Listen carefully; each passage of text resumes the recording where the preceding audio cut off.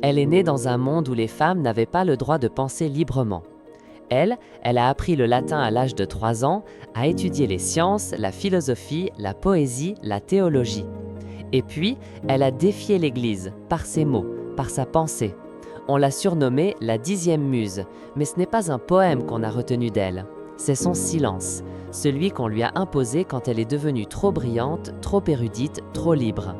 Sor Juana Inés de la Cruz, religieuse, poétesse, philosophe, féministe avant l'heure. Une femme qui aurait pu bouleverser l'histoire des lettres si on ne l'avait pas forcée à se taire. Voici l'histoire oubliée d'une voix que le patriarcat a tenté d'éteindre et que nous devons aujourd'hui réentendre. Sor Juana naît en 1648 ou 1651, les sources divergent, dans une région rurale de la Nouvelle-Espagne, l'actuel Mexique. Fille illégitime d'un père espagnol absent et d'une mère créole, elle grandit dans une société profondément catholique, hiérarchisée, patriarcale. Mais très vite, un trait la distingue, une intelligence fulgurante. À 3 ans, elle apprend à lire et écrire. À 5 ans, elle compose ses premiers poèmes. À 8 ans, elle demande à suivre les cours d'université. En tant que fille, évidemment, on lui refuse. Alors elle lit en cachette, explore la bibliothèque familiale, apprend le latin seule, puis le nahuatlal, la langue indigène. Elle rêve d'étudier, mais sait que son sexe est un obstacle. À 16 ans, elle entre à la cour du vice-roi comme demoiselle d'honneur. Rapidement, elle devient célèbre pour sa culture. On la convoque pour débattre avec les plus grands érudits de la colonie.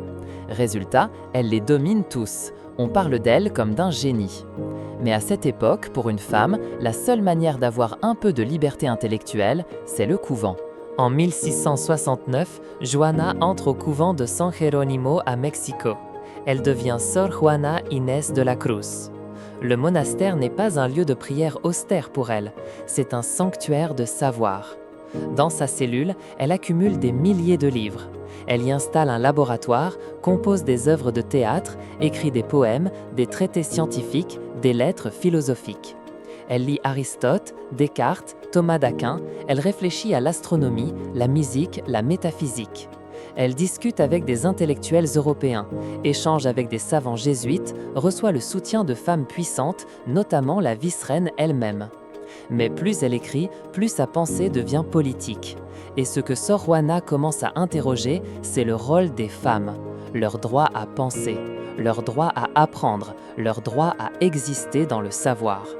Elle écrit notamment un texte célèbre, Réponse à Sor Philotea, un plaidoyer féministe puissant déguisé en lettres d'humilité.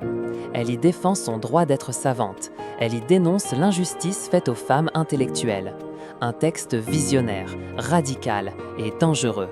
L'Église, jusqu'ici tolérante car admirative, commence à s'inquiéter. Une nonne qui parle trop, qui pense trop, qui critique trop, c'est un risque. En 1690, elle est publiquement attaquée par un évêque déguisé sous le nom de Sor Philotea de la Cruz. Il l'accuse d'orgueil, de s'éloigner des vrais devoirs d'une religieuse. Mais en réalité, c'est sa pensée qu'on veut étouffer. Sor Juana répond avec brio, mais elle comprend, on lui tend un piège.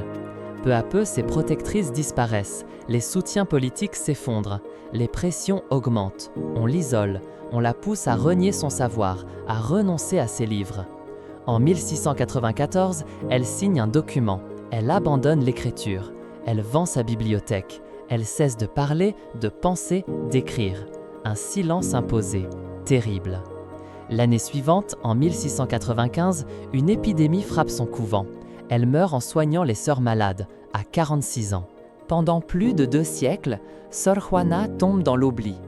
Ses œuvres sont censurées, peu rééditées.